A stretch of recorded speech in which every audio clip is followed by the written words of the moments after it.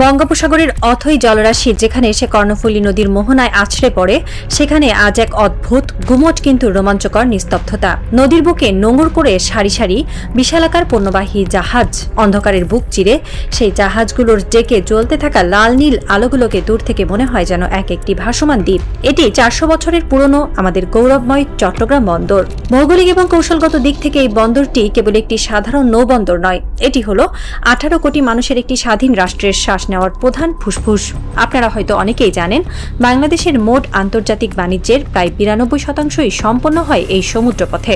অর্থাৎ এই বন্দরের বুক চিরে যদি একদিন পণ্য ওঠানামা বন্ধ থাকে, তবে পুরো রাষ্ট্রের অর্থনীতি আক্ষরিক অর্থেই আইসিইউতে চলে যাবে। কিন্তু আজ রাতের গল্পটা কোনো সংকটের নয়, আজ রাতের গল্পটা হলো এক নতুন সাম্রাজ্য বিস্তারের। চট্টগ্রাম বন্দর কর্তৃপক্ষের একটি শীতাতপ নিয়ন্ত্রিত সুরক্ষিত কক্ষে আজ এমন একটি মাস্টার প্ল্যান বা মহাপরিকল্পনা নিয়ে আলোচনা চলছে, যা অনুমোদন পেলে দক্ষিণ এশিয়ার সামুদ্রিক বাণিজ্যের পুরো মানচিত্রই বদলে যাবে। তারা সিদ্ধান্ত নিয়েছে চট্টগ্রাম বন্দরের জলসীমা আরও 10 নটিক্যাল মাইল বাড়ানো হবে।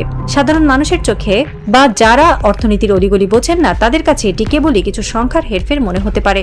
62 থেকে 72 হবে, এতে আর এমন কি। কিন্তু আন্তর্জাতিক বাণিজ্যের দাবার বোর্ডে যারা নজর রাখেন, তারা জানেন এই 10 নটিক্যাল মাইলের ভেতরে লুকিয়ে আছে বাংলাদেশের অর্থনৈতিক সমৃদ্ধির এক বিশাল শ্বাসরুদ্ধকর এবং ভয়ঙ্কর মাস্টার প্ল্যান। এই 10 নটিক্যাল মাইল কোনো সাধারণ জলরাশি নয়, এটি হলো বাংলাদেশের ব্লু ইকোনমি বা সুনীল অর্থনীতির এক নতুন রেনেসা। চট্টগ্রাম বন্দরের এই জলসীমা বিস্তারের ইতিহাসটি কিন্তু চমকপ্রদ। যখন চট্টগ্রাম বন্দর আনুষ্ঠানিক স্বীকৃতি পেয়েছিল, তখন এর জলসীমা ছিল মাত্র 6 নটিক্যাল মাইল, অর্থাৎ কর্ণফুলী নদীর মোহনায় একটি অত্যন্ত ছোট এবং সীমাবদ্ধ সনাতনী সমুদ্র বন্দর হিসেবেই এটি কাজ করত।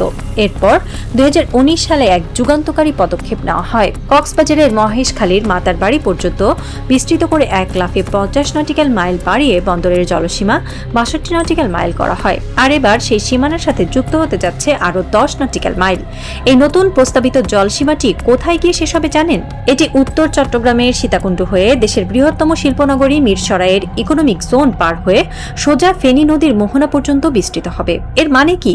এর মানে হলো সীতাকুণ্ডের উপকূলে গড়ে ওঠা বিশাল বিশাল শিপ রিসাইক্লিং ইয়ার্ড বা জাহাজ ভাঙা শিল্পগুলো, যা এতদিন এক প্রকার অগোছালো অবস্থায় ছিল, তা এবার সরাসরি চট্টগ্রাম বন্দরের প্রশাসনিক ও কার্যকর নিয়ন্ত্রণের ভেতরে চলে আসবে।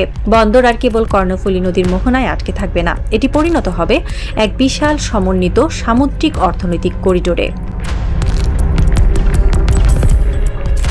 এখন সবচেয়ে বড় প্রশ্ন হলো, এই জলসীমা বাড়লে বাংলাদেশের ঠিক কি অর্থনৈতিক লাভ হবে? এর পেছনে মূলত 3টি অত্যন্ত শক্তিশালী এবং কৌশলগত কারণ রয়েছে। প্রথমত, রাজস্বের সুনামি। বর্তমানে নির্ধারিত জলসীমার মধ্যে অবস্থান করা দেশি বিদেশি জাহাজগুলো থেকে বিভিন্ন মেরিন চার্জ, পোর্ট ডিউস ও ফি আদায় করা হয়। শুধু এই খাত থেকেই বছরে চট্টগ্রাম বন্দরের আয় হয় 1000 কোটি টাকারও বেশি। জলসীমা যখন আরও 10 নটিক্যাল মাইল বাড়বে, তখন বন্দরের আওতাভুক্ত এলাকা বিশাল আকার ধারণ করবে। স্বাভাবিকভাবেই এই আয়ের অঙ্কটা যে জ্যামিতিক হারে বেড়ে কয়েক হাজার কোটিতে গিয়ে ঠেকবে, তা অত্যন্ত সহজেই অনুমেয়। দ্বিতীয়ত, মিরসরাইয়ের ঘুমন্ত দানবের জাগরণ। বাংলাদেশ অর্থনৈতিক অঞ্চল কর্তৃপক্ষের তথ্যমতে মিরসরাইয়ে গড়ে উঠেছে দেশের সবচেয়ে বড় পরিকল্পিত শিল্পাঞ্চল। এখানে ইতিমধ্যে শতাধিক দেশি বিদেশি প্রতিষ্ঠান কোটি কোটি ডলার বিনিয়োগ করেছে। এটি কোনো সাধারণ শিল্পাঞ্চল নয়, এটি হলো ভবিষ্যৎ বাংলাদেশের অর্থনীতির সবচেয়ে বড় ইঞ্জিন। এই কারখানাগুলোর কাঁচামাল আমদানি এবং উৎপাদিত পণ্য বিদেশে রপ্তানির জন্য সমুদ্রপথের ব্যবহার দিন দিন রকেটের গতিতে বাড়ছে। জলসীমা যদি মিরসরাই পর্যন্ত বিস্তৃত হয়, তবে এই শিল্পনগরের লজিস্টিক সাপোর্ট বা পরিবহন ব্যবস্থা অনেক সহজ, দ্রুত এবং সাশ্রয়ী হবে। বিনিয়োগকারীরা যখন দেখবে যে তাদের কারখানার একদম দোরগোড়ায় বন্দরের নিজস্ব জলসীমা এবং লজিস্টিক সাপোর্ট রয়েছে, তখন বিদেশি বিনিয়োগ বা এফডিআই এই অঞ্চলে সুনামির মতো আছড়ে পড়বে। তৃতীয় কারণটি হলো একটি নিখুঁত ট্রাফিক ইঞ্জিনিয়ারিং বা সমুদ্রপথে শৃঙ্খলা ফেরানোর মাস্টার স্ট্রোক। বর্তমানে চট্টগ্রাম বন্দরে প্রতি বছর 4000-এর বেশি পণ্যবাহী জাহাজ আসে। এত বিশাল সংখ্যক জাহাজের চাপে পতেঙ্গা বা কর্ণফুলী মোহনায় সবসময়ই এক ভয়ঙ্কর জটলা পাকিয়ে থাকে। বড় জাহাজ থেকে পণ্য খালাস করে ছোট ছোট লাইটারেজ জাহাজগুলো নদীর মোহনায় এমনভাবে ভিড় করে থাকে যে মনে হয় ঢাকার কোনো ব্যস্ত সড়কের সিগন্যাল। এই নৈরাজ্য থেকে বাঁচার জন্য বন্দর কর্তৃপক্ষ এক অভাবনীয় ছক কষেছে। নতুন পরিকল্পনায় সন্দ্বীপ চ্যানেলকে কাজে লাগানো হবে। সেখানে নতুন একটি জাহাজ নোঙর এলাকা বা অ্যাঙ্করেজ তৈরি করা হবে। এর ফলে পতঙ্গা মোহনায় জটলা পাকিয়ে থাকা অসংখ্য লাইটারেজ জাহাজকে নিরাপদ ও বিস্তৃত সন্দ্বীপ চ্যানেলে সরিয়ে নেওয়া হবে। এতে কি হবে? নদীপথে জাহাজের চাপ জাদুর মতো কমে যাবে, পণ্য খালাসের সময় বাঁচবে এবং পুরো সিস্টেমের মধ্যে এক অভূতপূর্ব শৃঙ্খলা ফিরে আসবে। বাণিজ্যের ভাষায় টাইম ইজ মানি। জাহাজ যত দ্রুত পণ্য খালাস করে ফিরে যেতে পারবে, বন্দরের সক্ষমতা এবং আয় তত বহুগুণ বেড়ে যাবে। সবচেয়ে রোমাঞ্চকর এবং সুদূরপ্রসারী বিষয়টি হলো এই সম্প্রসারণ আমাদের ভবিষ্যৎ মেগা প্রকল্পগুলোর মধ্যে এক দারুণ সেতুবন্ধন তৈরি করবে। পতেঙ্গা উপকূলে নির্মাণাধীন বে টার্মিনাল চালু হলে বিশাল আকারের কন্টেইনার জাহাজগুলো আর গভীর সমুদ্র অপেক্ষা না করে সরাসরি বন্দরে ভিড়তে পারবে। অন্যদিকে মহেশখালীর মাতারবাড়ি গভীর সমুদ্র বন্দরও পুরোদমে বাণিজ্যিক কার্যক্রমে যুক্ত হতে যাচ্ছে। নতুন বর্ধিত এই জলসীমা মূলত মাতারবাড়ি, বে টার্মিনাল এবং মিরসরাই শিল্পনগরকে একটিমাত্র সুতোয় গেঁথে ফেলবে। এই তিনটি মেগা প্রজেক্ট মিলে বঙ্গোপসাগরের বুকে গড়ে তুলবে এক অতিকায় সমন্বিত ব্লু ইকোনমিক হাব বা সুনীল অর্থনীতির স্নায়ুকেন্দ্র। দক্ষিণ এশিয়ার কোনো দেশের পক্ষে তখন আর বাংলাদেশের এই সামুদ্রিক বাণিজ্যের সাথে পাল্লা দেওয়া সম্ভব হবে না।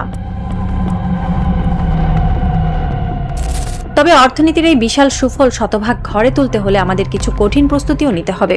সমুদ্র শুধু সম্পদের ভাণ্ডার নয়, এটি চোরাচালান, জলদস্যুতা এবং ভূরাজনৈতিক নজরদারিরও এক ভয়ঙ্কর জায়গা। বিশ্লেষকরা অত্যন্ত জোরালোভাবে সতর্ক করে দিয়েছেন যে জলসীমা বাড়ানোর পাশাপাশি বর্ধিত এলাকায় নিয়মিত ড্রেজিং এর আধুনিক বয়া স্থাপন করতে হবে।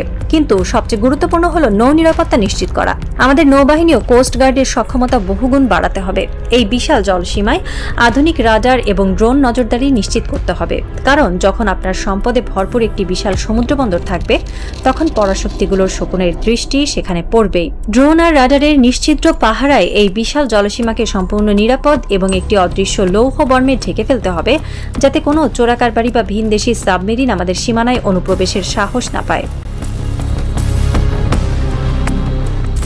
রাত শেষ হয়ে আসছে। কর্ণফুলীর মোহনায় হয়তো এখনো কোনো বিশাল জাহাজের সাইরেন বাজছে, কিন্তু এই সাইরেনের শব্দ আজ আর কোনো সাধারণ শব্দ নয়। এটি হলো এক নতুন অর্থনৈতিক সাম্রাজ্যের জেগে ওঠার হুঙ্কার। চট্টগ্রাম বন্দরের জলসীমা সম্প্রসারণের এই উদ্যোগ কেবল একটি ভৌগোলিক সীমানা বৃদ্ধি নয়, এটি বাংলাদেশের ব্লু ইকোনমি বা সুনীল অর্থনীতির এক নতুন যুগের চূড়ান্ত ঘোষণা। একটি অর্থনৈতিক এবং ভূকৌশলগত থ্রিলার আজ তার সবচেয়ে চরম এবং শ্বাসরুদ্ধকর ক্লাইম্যাক্সের দিকে এগোচ্ছে।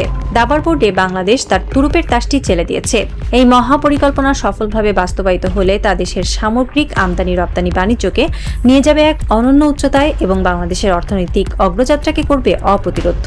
বঙ্গোপসাগরের উত্তাল ঢেউগুলো হয়তো আগামী দিনের সেই মেগা লজিস্টিক হাবের অপেক্ষায় আছড়ে পড়ছে উপকূলে। সাসপেন্স এখন তুঙ্গে। এই বিশাল জলসীমার নিয়ন্ত্রণ নেওয়ার পর বাংলাদেশ কি পারবে দক্ষিণ এশিয়ার সিঙ্গাপুর হয়ে উঠতে? বিশ্ব বাণিজ্যের এই নতুন রুট কি পরাশক্তিগুলো রাতের ঘুম হারাম করে দেবে? সাউথ ব্লকের কর্তারা হয়তো এখনই স্যাটেলাইট ম্যাপ জুম করে এই 10 নটিক্যাল মাইলের হিসাব মেলাতে বসে গেছেন। তারা জানেন এই 10 মাইল কেবল সমুদ্র নয়, এটি ভারতের একচেটিয়া সামুদ্রিক আধিপত্যের কফিনের শেষ পেরে।